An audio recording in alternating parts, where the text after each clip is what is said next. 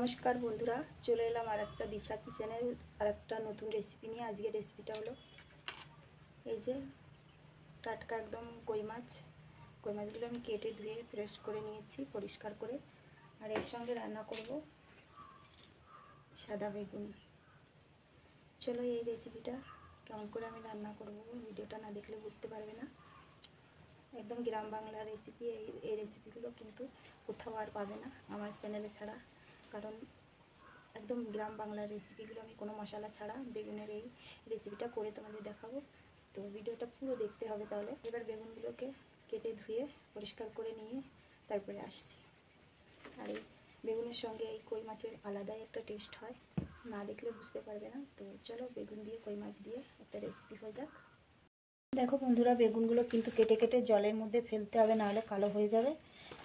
দেখো কাটা হয়ে গেছে, এবার আমি তুলে নেবো ধুয়ে। এরকম করে লম্বা লম্বা করে বেগুনগুলো কেটে নিলাম। বেগুনগুলোকে ধুয়ে তুলে নিচ্ছি। এবার কিন্তু আমি কই মাছগুলোকে লবণ হলুদ মেখে নেবো, তার জন্য হলুদ গুঁড়ো দিয়ে দিলাম মাছের পরে। এবার লবণ,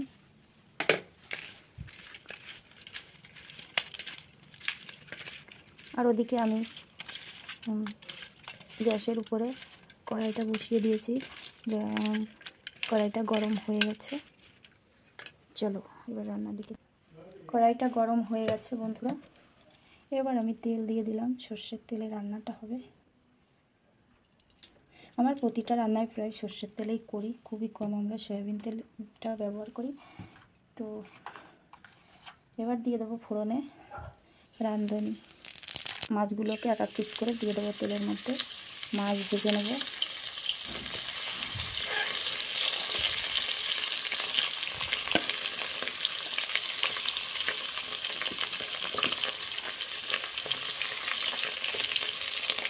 কড়া কড়া করে ভাজবো।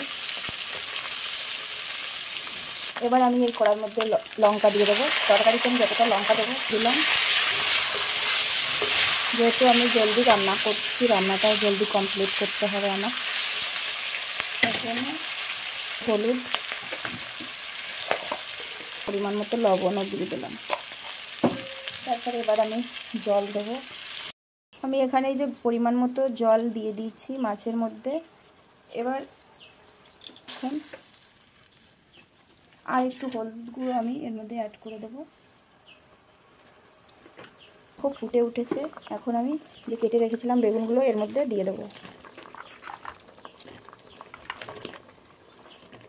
একদম ঝটপট রান্নাটা হয়ে যায়।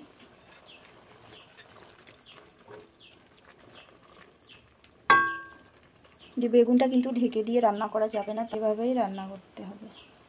তরকারিটা কিন্তু টকবগিয়ে ফুটে উঠছে, এভাবেই ছেড়ে দিতে হবে কিছুক্ষণ। হাই আছে রান্না করতে হবে, একটু জলটা বেশি দিলে ভালো হয়। বেগুনগুলো কিন্তু এভাবেই গলে যাবে আর সুন্দর টেস্টি হয়। বেগুনের এই তরকারিতে কিন্তু তেল খেতেই ভালোবাসে না তারা এই তরকারিটা কিন্তু সুন্দরভাবে রান্না করে খেতে পারে, একদম সুন্দর লাগবে, একদম টেস্টি। গরম গরম ভাতের সঙ্গে অসাধারণ লাগে। তাহলে দেখতে থাকো ভিডিওটা পুরো লাস্টটা। দেখো বন্ধুরা, কালারটা কতটা সুন্দর চেঞ্জ হয়ে গেছে প্রায় রান্নাটা। আমি আর 2-3 মিনিট পরেই গ্যাসটা অফ করে দেবো। বেগুনগুলো দেখো কত সুন্দরভাবে সেদ্ধ হয়ে গেছে, ভাজারও দরকার পড়েনি। বাঙালি রান্না আজকে শিখেছি। এই রান্নাগুলো আমি খুব ভালো লাগে, গরম গরম ভাতের সঙ্গে অসাধারণ লাগে দুপুরবেলা। এখন তো গরম পড়ে গেছে হালকা হালকা, এই গরমের দিনে বেশি মশলাও থাকে না এগুলো, আর মাছের ঝোলও খাওয়া হয়ে যাবে। সুন্দর রান্না। এবার আমি গ্যাসটাকে বন্ধ করে দেবো বন্ধুরা। গ্যাসটাকে বন্ধ করে দিয়েছি, এবার নামিয়ে নেব। দেখো সুন্দর কালার এসেছে তরকারিটায়। আর আমার রান্নাটা কমপ্লিট হয়ে গেছে বন্ধুরা। দেখো গরম গরম ভাতও হয়ে গেছে, এখন খেয়ে নিই। তো বাই বাই। আমার ভিডিওগুলো তোমাদের কেমন লাগে অবশ্যই বলবে। আর আমার চ্যানেলটিকে যদি তোমরা সাবস্ক্রাইব না করো অবশ্যই সাবস্ক্রাইব করে নেবে, দিশা কিচেন। তো বাই বাই, দেখা হবে আর একটা দেশি বাঙালি এবং নতুন রেসিপিতে।